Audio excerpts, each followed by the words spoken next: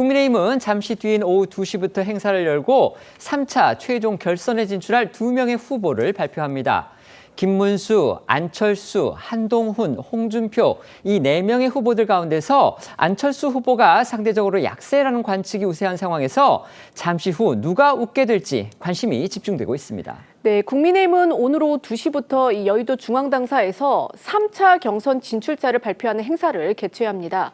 앞서 이 1대1 마수 토론과 4인 합동 토론 등을 거친 김문수, 안철수, 한동훈 그리고 홍준표 이렇게 4명의 후보와 주요 당직자 등이 참석을 할 예정입니다. 개표 결과 발표에 앞서서 이 후보 4명의 승리와 화합을 위한 메시지 발표 등 사전 행사도 계획되어 있습니다. 3차 경선, 즉 이 결승 진출자는요. 그제와 어제 이틀간 이 당원 선거인단 투표 50%와 일반 국민 여론조사 50% 방식으로 진행된 이 투표 결과에 따라서 가려집니다. 잠시 뒤인 이 2시 40분쯤 황우여 당 이 선관위원장이 개표 결과를 발표할 예정이고요.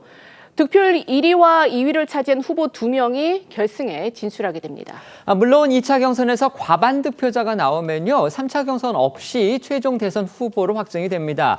하지만 언론 보도를 종합해 보면요. 김문수, 한동훈, 홍준표 후보가 상당히 치열한 각축전을 벌이고 있는 상황이어서 오늘 과반 득표자가 나올 가능성 크지 않다는 관측이 우세합니다. 네, 관련해서 이 4명 후보들은요, 저마다 자신이 3차 경선에 진출할 것이다 라며 자신감을 드러내고 있습니다. 김문수 후보는 득표율 1등을 확신을 했고요. 안철수 후보는 2강에 자신이 들어갈 것이라고 내다봤습니다. 한동훈 후보는요, 승리할 자신이 있다고 강조를 했고, 홍준표 후보는 패배 시 정계 은퇴까지 시사하며 마지막 승부수를 던져서 눈길을 끌었습니다. 어제와 오늘 나온 4명 후보의 목소리 이어서 들어보시겠습니다. 2명에는 당연히 들어가고 1등 할 것으로도 믿고 있습니다. 저는 1, 2등 안에 들 거라고 봅니다. 저는 국민의힘에서 승리할 것이고 승리할 자신이 있습니다. 이번에도 국민의 마음을 못 얻고 대통령 후보로 나갈 수 없다면 그 이튿날 나는 정치계에 졸업합니다. 누가 최종 2인에 들어갈 것인가 정치권이 주시하고 있는 부분인데요. 최근 실시됐던 몇몇 여론조사 결과들이 어느 정도 가늠자 역할을 할 수 있을 것으로 보입니다. 네, 먼저 국민일보가 한국갤럽에 의뢰해 지난 23일부터 24일까지 실시한 국민의힘 대선 후보 적합도 조사 결과를 전해드리자면요. 이 국민의힘 지지층과 무당층으로 응답자를 좁혔을 때 김문수 후보가 26%, 한동훈 후보가 22%, 홍준표 후보가 20%, 안철수 후보가 11%로 집계됐습니다. KBS가 한국리서치에 의뢰해 지난 22일에서 24일까지 조사한 결과 역시 이 국민의힘 지지층과 무당층 대상에서 김문수, 한동훈, 홍준표 후보가 22%로 동률을 기록했고 안철수 후보는 6%였습니다. 국민의힘이 2차 경선 투표에서 50%를 반영하는 국민 여론조사 역시 역선택 방지 조항을 적용하면서 사실상 국민의힘 지지층과 무당층만을 대상으로 실시했는데요. 때문에 지퍼들은 일련의 여론조사들을 통해 국민 여론조사 흐름을 어느 정도는 가늠해 볼 수 있다. 이런 분석이 나옵니다. 결국 최종 2인의 후보를 가릴 가장 중요한 변수로는요. 남은 50%죠. 당원 선거인단 투표, 그러니까 당심이 될 거라는 그런 분석이 나오고 있습니다. 조선일보 보도에 따르면은요. 2차 경선 투표에서 당원들의 후보별 지지 흐름이 요동을 치면서 치열한 경쟁이 벌어졌다. 이런 이야기도 전해졌습니다. 네, 앞서 100% 국민 여론조사로 치러졌던 1차 경선과 달리 이번 2차 경선 투표는 당원 투표가 50% 반영된 점이 가장 큰 차이인데요. 조선일보는 당원들의 후보별 지지 흐름에 큰 폭의 변화들이 감지됐다고 보도를 했습니다.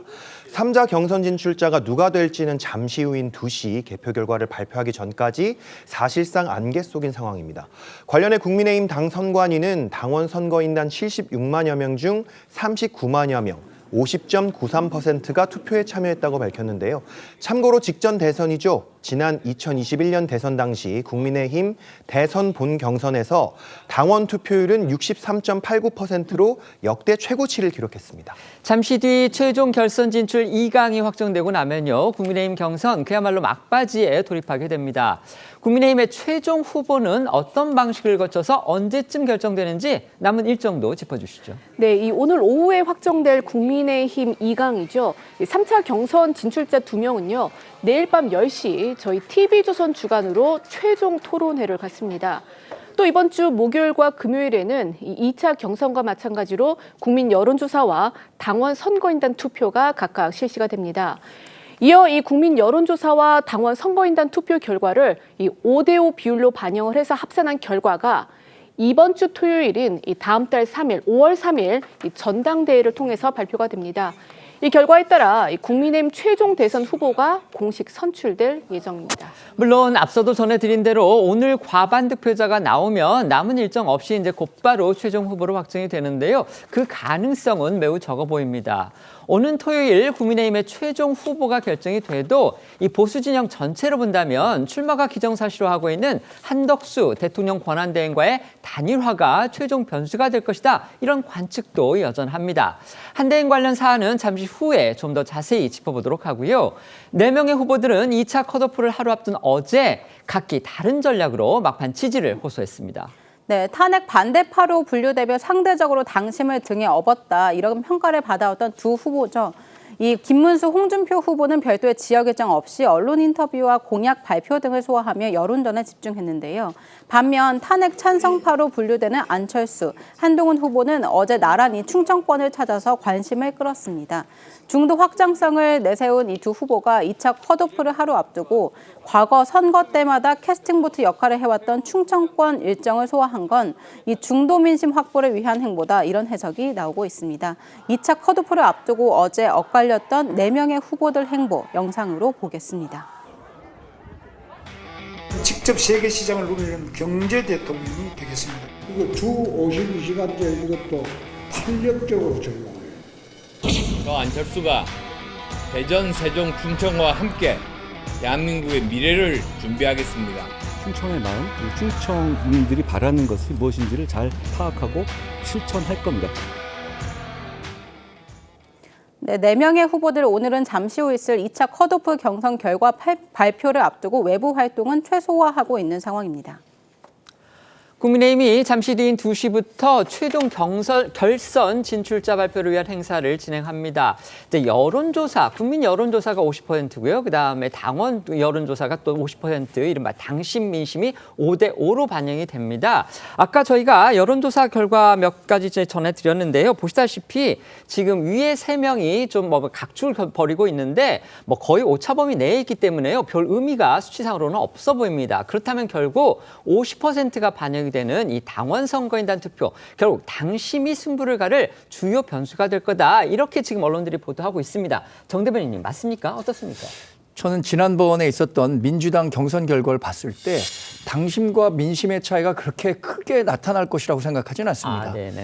민주당 경선 결과도 권리당원이 90% 넘게 이재명 후보를 택했고 역선택 조항을 선택한 민주당의 경선 룰 결과 민심에서도 88%를 기록하면서 종합 89.77%를 기록했는데 그렇게 본다면 지금 여론조사상에서 적용되고 있는 역선택 방지 조항이 상당히 효과를 내고 있다. 그렇다면 지금 당심과 민심의 그러니까 우리 이번 여론조사에 응하는 민심에는 큰 차이가 없을 것이라고 보고요. 나타난 여론조사 결과를 보면 정말 오차범위 내에서 3명의 후보가 치열하게 경쟁하고 있기 때문에 결과적으로 이번에 우리 당심 50%밖에는 투표율이 이루어지지 않았는데 충성도가 어느 후보가 높았느냐 이 부분이 결국에는 크게 변수로 작용하지 않을까 저는 그렇게 판단하고 있습니다. 알겠습니다. 민주당으로서 이미 이재명 후보가 확정이 된 상황이거든요. 민주당으로서는 어떤 후보들이 이렇게 최종적으로 2명이 들어오면 물론 그중에 이제 1명의 후보가 나올 텐데 어떤 후보들이 가장 좀 부담스럽다 이렇게 생각하십니까? 아무래도 이번 대선은 이 성격상 내란 종식의 의의를 갖는 선거이기 때문에요. 국민의힘 후보가 이재명 후보와 의미 있는 경쟁을 할 후보가 된다고 하면 사실은 뭐 비상계엄 내란 책임에서 자유롭고 또 그거에 바탕에서 보수 지지층을 토대로 해서 중도 확장력까지 가진 후보가 될 경우에는 사실은 이 지금의 지지율보다는 상승 여력이 좀 분명히 있어 보여서요. 근데 이제 그 두 조건을 완벽하게 갖춘 후보는 현재까지는 보이지는 않습니다. 알겠습니다. 네.